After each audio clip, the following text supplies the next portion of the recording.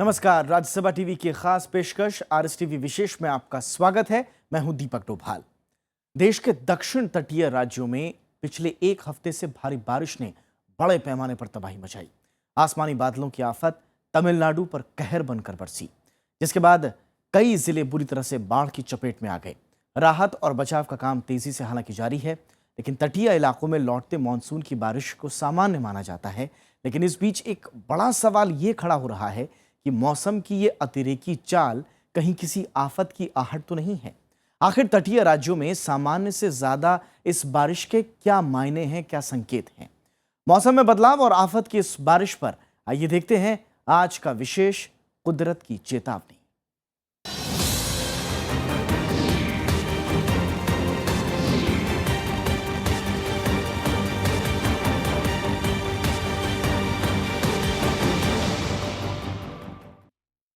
देश के 3 तटीय राज्यों तमिलनाडु, आंध्र प्रदेश और कर्नाटक में बीते 9 नवंबर से बारिश का सिलसिला जारी रहा, जिससे इन राज्यों में जनजीवन बुरी तरह से अस्त व्यस्त हो गया।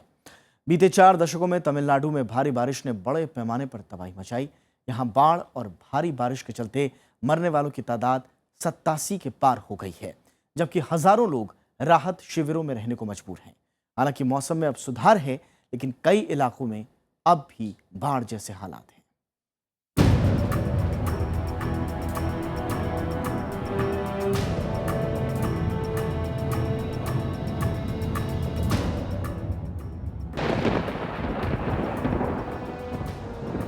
लौटते मानसून के चलते दक्षिण भारत के 3 तटीय राज्यों तमिलनाडु, आंध्र प्रदेश और कर्नाटका में सर्दियों के मौसम में बारिश होना कोई नई बात नहीं है। हर साल लौटता मानसून इन राज्यों को तरबतर करता रहा है, लेकिन इस बार बंगाल की खाड़ी पर कम दबाव का क्षेत्र बन जाने की वजह से बीते 9 नवंबर से कई इलाकों में मूसलाधार बारिश का आलम रहा। हफ्ते भर से लगातार हो रही बारिश ने सबसे ज्यादा कहर तमिलनाडु में बरपाया, जहां राजधानी चेन्नई समेत कई जिले बुरी तरह बाढ़ की चपेट में आ गए।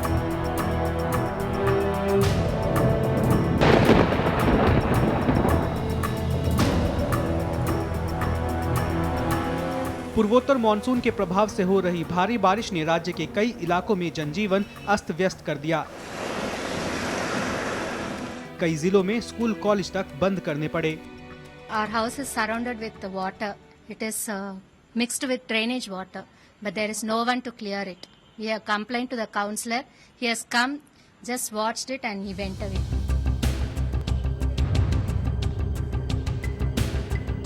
बारिश का कहर ऐसा कि कई इलाकों में घरों में घुसा पानी अब तक नहीं उतरा। बारिश का सबसे ज्यादा असर यातायात पर पड़ा है। हालात इस कदर बिगड़े कि बसें भी पानी में डूबी नजर आईं। सड़कें कई जगह टूटी हुई है तो रेलवे स्टेशनों पर मुसाफिरों की भीड़ है। ट्रेनों में देरी और रद्द होने की वजह से कई यात्री फंसे रहे।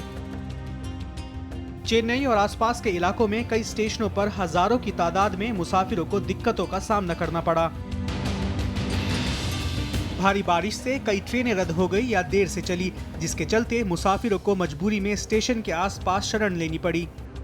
से पता किया तो बता रहे ट्रेन है नहीं, पूरा ट्रेन कैंसिल है। कोरोमंडल एक्सप्रेस आना था कल इवनिंग, लेकिन अभी तक वो यहाँ आया नहीं है।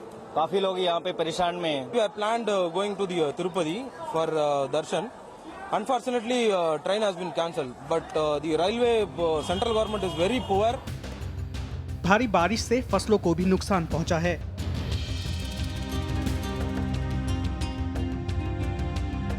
कुछ इलाकों में बिजली आपूर्ति बाधित रही। हजारों लोग राहत शिविरों में रहने को मजबूर हैं। तमिलनाडु के कांचीपुरम जिले का बुरा हाल रहा। यहाँ मुदीचूर में झीलों और तालाबों से पानी ताम्बरम इलाके में घुस गया, जिससे शहर के कई हिस्से पानी में डूब गए। बीते 40 साल में पहली बार तमिलनाडु में बारिश ने इस कदर तबाही मचाई है। हालांकि मौसम विभाग की माने तो राज्य में अब भारी बारिश का खतरा टल गया है। As far as forecast for next 24 hours is concerned, It is likely to rain at few places in Tamil Nadu and Puducherry. As far as Tiruvallur district is concerned, one or two places may experience heavy rainfall, and as far as Chennai city is concerned, cloudy with the possibility of shower in some areas. तटीय राज्य आंध्र प्रदेश में भी उत्तर पूर्वी monsoon से भारी बारिश हो रही है। राज्य के चित्तूर, नेल्लूर और कडप्पा के कई इलाकों में पानी भर गया है। राज्य में 15,000 लोगों को राहत शिविरों में भेजा गया है। यहां भी एनडीआरएफ की टीम ने राज्य में बचाव काम शुरू कर दिया है। Bureau report, Rajya Sabha TV. Tamil Nadu में भारी बारिश से हालात बिगड़ने के बाद राहत के लिए सेना की मदद मांगी गई। सेना के तीनों अंगों के जवान और तटरक्षक बल दिन रात लोगों की मदद में जुटे हुए हैं।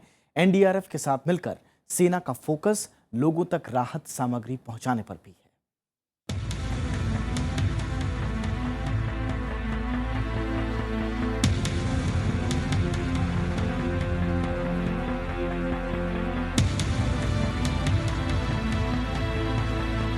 तमिलनाडु में आसमानी आफत से परेशान लोगों की मदद के लिए सेना एक बार फिर आगे आई। तमिलनाडु के साथ साथ पड़ोसी राज्य आंध्र प्रदेश में भी एनडीआरएफ की 11 टीमें लगी हुई थीं, लेकिन सेना के साथ आने से राहत कामों में तेजी आ गई। बाढ़ पीड़ित इलाकों में सेना के 2 कॉलमों के साथ ही वायुसेना, नौसेना और तटरक्षक बल की टीमें बचाव में जुटी हुई हैं। अभी तक एनडीआरएफ की 12 टीमें वहाँ डिप्लॉय है और अभी हम लोग रात से एक नई स्ट्रैटेजी कर रहे हैं कि ताम्बरम जो जगह है जहाँ पे एक लेक ओवरफ्लो किया है, उसमें काफ़ी फ्लडिंग की सिचुएशन बनी हुई है। वहीं पर हम सारी टीम्स को कॉन्सेंट्रेट कर रहे हैं और वहीं हम रेस्क्यू एंड रिलीफ ऑपरेशंस शुरू कर रहे हैं। चेन्नई और कांचीपुरम जिलों में सेना के जवानों के अलावा वायुसेना के 7 हेलीकॉप्टर जुटे हुए हैं। सोमवार को कांचीपुरम जिले के मेदिचूर इलाके में एक 4 मंजिला इमारत की छत पर फंसे 6 छोटे बच्चों और उनके परिवार वालों को निकालने के बाद से अब तक कई हजार लोगों की जानें बचाई जा चुकी हैं। सेना के जवान लोगों को बचाने के साथ ही स्थानीय प्रशासन के साथ मिलकर राहत सामग्री पहुंचाने पर भी जोर दे रहे हैं। लोगों को सुरक्षित निकालने के साथ ही फंसे हुए लोगों तक खाने के पैकेट और पानी की बोतलें पहुंचाई जा रही हैं। और जो भी जगह पे हमसे मदद मांग रहे हैं वो हम देने के लिए तैयार हैं और दे रहे हैं। हमने अपने हेलीकॉप्टर्स भी तैयार रखे हुए हैं। कोई रिक्वायरमेंट होगा तो हम वो हेलीकॉप्टर अपने INS के हेलीपैड से उसको उड़ाएंगे यहाँ से और जो भी रिक्वेस्ट होगी वो पूरी करेंगे। राज्य के अदियार तट से 25,000 से ज्यादा लोगों को बचाया गया, जबकि शहर के दूसरे इलाकों से 13,000 लोगों की जान बचाई गई। कांचीपुरम में भी 100 से ज्यादा नावों से 16,000 से ज्यादा लोगों को सुरक्षित जगहों पर भेजा गया, जबकि पश्चिमी तंबरम और मेदिचूर जिलों में जल भराव के कारण हेलीकॉप्टर से मदद ली गई। इस तरह पूरे राज्य से 55,000 से ज्यादा लोगों को बचाया जा चुका है। अभी हमारी टीम जो है टोटल 12 टीम चेन्नई रीजन में ताम्बरम में डिप्लॉय है और हम लोग पूरी कोशिश के साथ जो फंसे हुए लोग हैं उसको अपने तकनीकी तरीके से अपने बोट की मदद से अपने लोगों से के जो सक्षम है उनके द्वारा मैं उसको निकाल रहा हूं, जिसमें कुछ प्रेग्नेंट महिलाएं भी थी, बुजुर्ग भी थे, बच्चे भी थे। सबको हमने बहुत ही अच्छे तकनीकी तरीके से अब तक हमने रेस्क्यू ऑपरेशन किया है और अभी हमारा रेस्क्यू ऑपरेशन जारी है। इससे पहले चेन्नई ने बीते 40 साल में बारिश का सबसे विकराल रूप देखा। चेन्नई की सड़कें पूरी तरह से जाम हो गईं और लोग घरों में कैद हो गए। आफत की इस बारिश ने मुख्यमंत्री जयललिता को भी परेशान किया। जयललिता बाढ़ पीड़ित इलाकों के दौरे पर सड़कों पर निकल तो आईं, लेकिन अपनी गाड़ी में ही कैद हो गईं। बाद में मुख्यमंत्री ने बाढ़ राहत के लिए 500 करोड़ रुपए का ऐलान किया। बुधवार को बारिश में कमी के साथ ही राहत काम और तेज कर दिया गया है। सेना, स्थानीय प्रशासन और एनडीआरएफ अब लोगों तक राहत सामग्री पहुंचाने में जुटे हुए हैं। Bureau report, Rajya Sabha TV. तो तमिलनाडु में भारी बारिश से जीवन अस्त व्यस्त है। बीते कई दिनों से हो रही बारिश ने लोगों के भीतर ये सवाल भी पैदा किया है कि नवंबर महीने में इतनी बारिश क्यों हो रही है। आइए जानते हैं तमिलनाडु में हो रही बारिश के पीछे कौन से कारण हैं।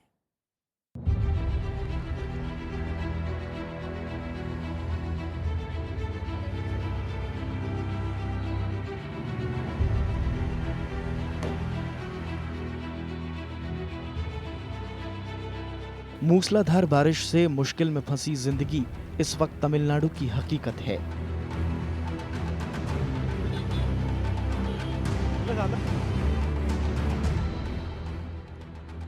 अक्टूबर के आखिर से बारिश का जो सिलसिला शुरू हुआ वो थमने का नाम नहीं ले रहा। उत्तर भारत के लोग हैरत में हैं कि इस मौसम में इतनी ज्यादा बारिश क्यों हो रही है।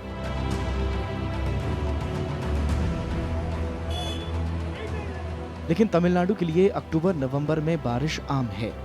फर्क सिर्फ ये है कि इस बारिश ने सारी हदें पार कर दी हैं और बाढ़ जैसे हालात बन गए।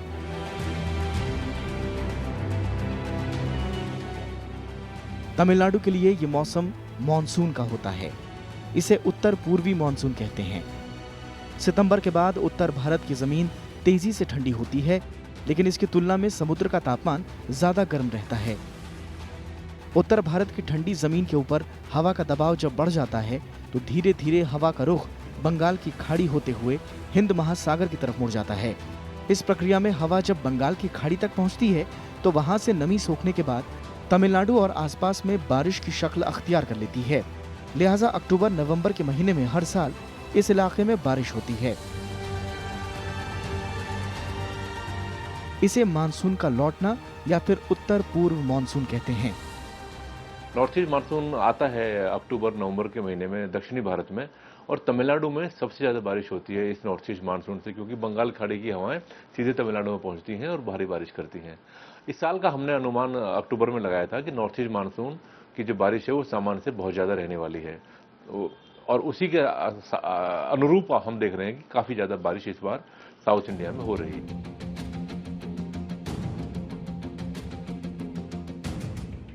तमिलनाडु में आधी से ज्यादा बारिश इसी मौसम में होती है। लिहाजा हर साल की तरह इस बार जब बारिश शुरू हुई तो तमिलनाडु समेत पुडुचेरी और आसपास के इलाकों में कहर बनकर टूटी।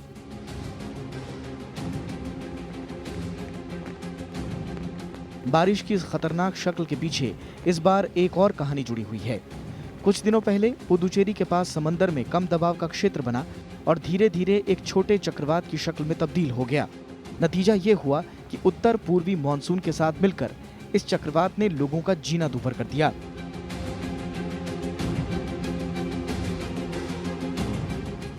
आलम यह है कि हर साल जिस बारिश के इंतजार में लोग टकटकी बांधे रहते हैं, इस बार वही बारिश आफत बन गई है। ये जो बारिश का जो हैवी रेनफॉल का स्पेल आया है, ये एक तो डीप डिप्रेशन था जो चेन्नई के पास जस्ट पुडुचेरी के आसपास क्रॉस किया था 9 नवंबर को, और उसके बाद इमीडिएटली बाद 2-3 दिन बाद एक और नया well mark low pressure area बन के आया, वो भी चेन्नई तट को टच करता हुआ आंध्र प्रदेश की तरफ गया। इसी इन दो सिस्टम की वजह से ही तमिलनाडु में भारी से बहुत भारी बारिश हुई है।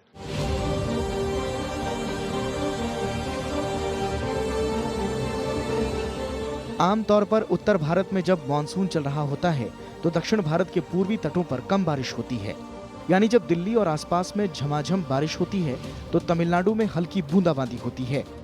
लेकिन उत्तर का मानसून सितंबर के बाद लौटकर तमिलनाडु पहुंच जाता है।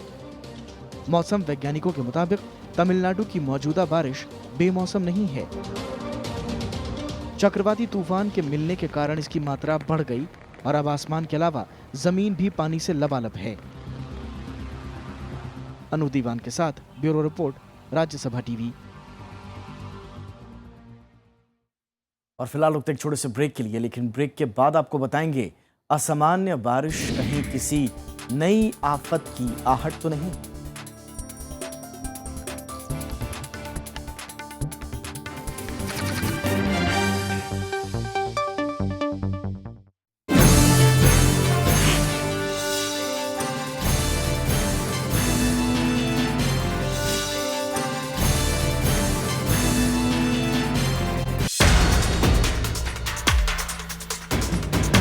पेरिस में फिर गोलीबारी, 2 आतंकियों की मौत, हिरासत में 7 संदिग्ध, बदले गए विमानों के रास्ते। देखिए पहली खबर, फिर थर्राया पेरिस, आज रात 8 बजे।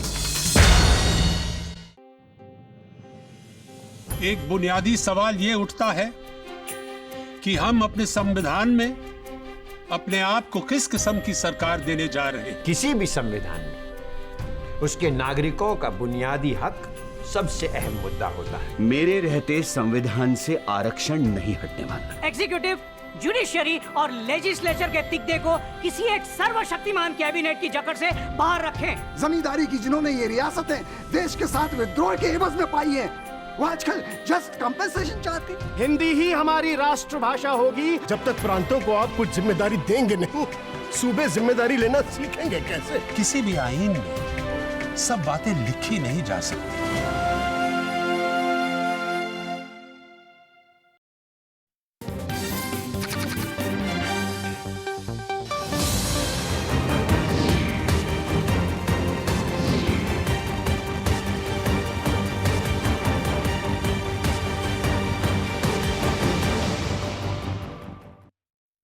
दक्षिण भारत में हो रही मूसलाधार बारिश ने सबको चिंता में डाल दिया है।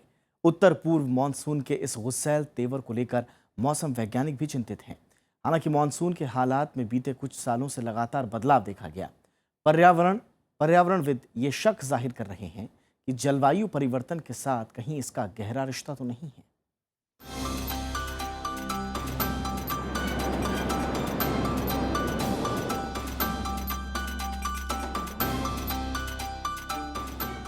बीते 2 दशकों में जलवायु परिवर्तन पर चर्चा तेज हुई है। जलवायु परिवर्तन के असर पर काफी चिंता जाहिर की गई। आशंका इस बात को लेकर भी जताई जा रही है कि जलवायु परिवर्तन ने मॉनसून को भी प्रभावित किया है। हाल के कुछ अध्ययन बताते हैं कि देश में बारिश का चरित्र बदला है। पुणे के राष्ट्रीय जलवायु केंद्र ने 1901 से लेकर 2003 के बीच सालाना बारिश का अध्ययन किया। उसने पाया कि कुछ इलाकों में बारिश पहले से ज्यादा हो रही है और कुछ इलाकों में कम। हाल में नेचर क्लाइमेट चेंज के अध्ययन भी इसी ओर इशारा करते हैं। पर्यावरणविदों का एक बड़ा तबका मॉनसून में बदलाव के लिए जलवायु परिवर्तन को कारण मानता है। पूरे साल में 100 घंटे आती है, एवरेज में 100 घंटे खाली वर्षा होती है, और अगर वो 100 घंटे भी कम होते जाएं, क्योंकि वर्षा अब ज़्यादा आ रही है मगर कम समय में आ रही है, तो ये क्लाइमेट चेंज का बहुत बड़ा असर है। दूसरा बड़ा असर है कि बहुत वेरिएबल होती जा रही है, कि कुछ पूरी तरह से समझ में नहीं आता कि कहाँ होगी, कब होगी और किस समय पे होगी, किस सीज़न पे होगी, और सीज़न भी बदलता जा रहा है, देर से आती जा रही है। तो मॉनसून हमारा जरूर बदल रहा है। जुलाई और अगस्त में इलाकेवार बारिश में बड़ा बदलाव देखा गया है। यानी जब एक इलाके में बारिश हो रही होती है तो दूसरा इलाका सूखे की चपेट में होता है। पर्यावरणविदों का मानना है कि ग्लेशियर में आए बदलाव के साथ मॉनसून का गहरा संबंध है। तमिलनाडु में इस वक्त हो रही मूसलाधार बारिश को भी इसी नजरिए से देखा जा रहा है। लेकिन मौसम वैज्ञानिक जलवायु परिवर्तन के कयासों को खारिज कर रहे हैं। इसको सीधे से जलवायु परिवर्तन से मत जोड़िए। ये एक बहुत ही रेगुलर और रूटीन फिनोमेना है कि जब नॉर्थ ईस्ट मानसून सक्रिय होता है तो तमिलनाडु में और साथ में लगे आंध्र प्रदेश के रॉयल सीमा के इलाके में इस तरह की भारी बारिश हो जाती है। मौसम विभाग ये जरूर मानता है कि मॉनसून में एक्सट्रीम इवेंट्स बढ़े हैं, यानी जितनी बारिश ज्यादा दिनों में होती थी उतनी बारिश अब कम समय में हो रही है। लेकिन एक्सट्रीम इवेंट्स के आंकड़ों को देखते हुए मौसम विभाग जलवायु परिवर्तन को जिम्मेदार मानने को तैयार नहीं है। वहीं पर्यावरणविद इस बात पर जोर दे रहे हैं कि मॉनसून के चरित्र में आए इस बदलाव के पीछे जलवायु परिवर्तन एक बड़ी वजह है। अनु दीवान के साथ ब्यूरो रिपोर्ट, राज्यसभा टीवी। नवंबर के महीने में तमिलनाडु में बीते 4 दशकों में इस बार रिकॉर्ड बारिश हुई। वैसे लौटते मानसून के चलते तटीय राज्यों में सर्दियों के मौसम में बारिश होना कोई नई बात नहीं है, लेकिन सामान्य से ज्यादा बारिश होना चिंता की बात हो सकती है। 9 नवंबर से तमिलनाडु में बारिश का सिलसिला शुरू हुआ। इससे पहले रविवार को इंडोनेशिया और अंडमान में भूकंप का आना क्या कुदरत की कोई चेतावनी है? आइए देखते हैं ये खास रिपोर्ट।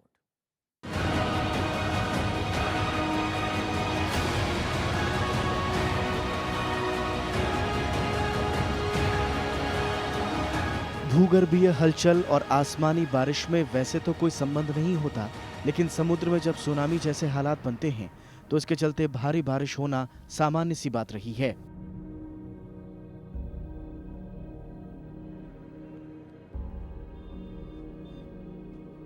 नवंबर के महीने में देश के तटीय राज्यों में भारी बारिश की अहम वजह बंगाल की खाड़ी में उठने वाला तूफान और कम दबाव का क्षेत्र बनना रहा। 9 नवंबर से तमिलनाडु समेत देश के तटीय राज्यों में भारी बारिश होती रही।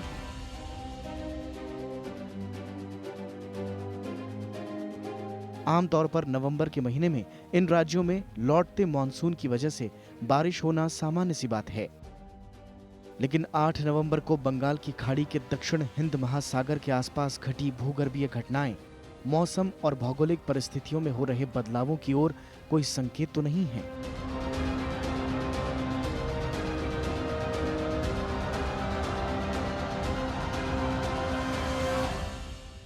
आठ नवंबर 2015 रविवार को बंगाल की खाड़ी के दक्षिण में हिंद महासागर में मौजूद अंडमान और निकोबार द्वीप समूह में रविवार को एक के बाद एक 8 भूकंप के झटके आए।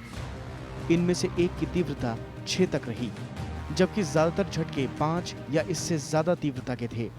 8 नवंबर को ही इंडोनेशिया के सुमात्रा में करीब 6.1 तीव्रता के भूकंप का झटका महसूस किया गया। हालांकि उस दौरान सुनामी की कोई चेतावनी जारी नहीं की गई।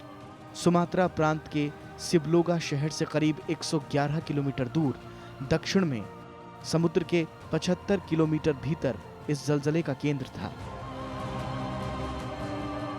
जानकारों की माने तो जमीन के भीतर होने वाली हलचलों का वैसे तो आसमान से बरसने वाली आफत से कोई सीधा संबंध नहीं होता, लेकिन सुनामी के चलते समुद्र में उठने वाली हवाओं के चलते भारी बारिश हो सकती है। 2004 में जब देश के तटीय राज्यों में सुनामी ने कहर बरपाया, उस दौरान भी तटीय राज्यों में सामान्य से ज्यादा बारिश हुई थी। और अब तटीय राज्यों में असामान्य तरीके से बादलों का बरसना कहीं किसी नई आफत की चेतावनी तो नहीं है।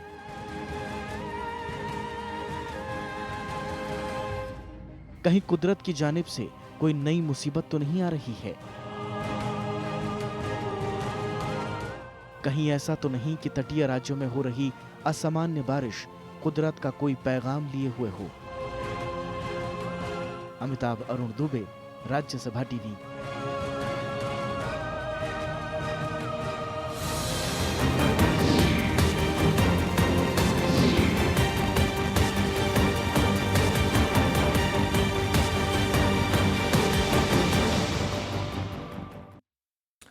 देश विदेश के मुद्दों पर राज्यसभा टीवी की विशेष पेशकश जारी रहेगी।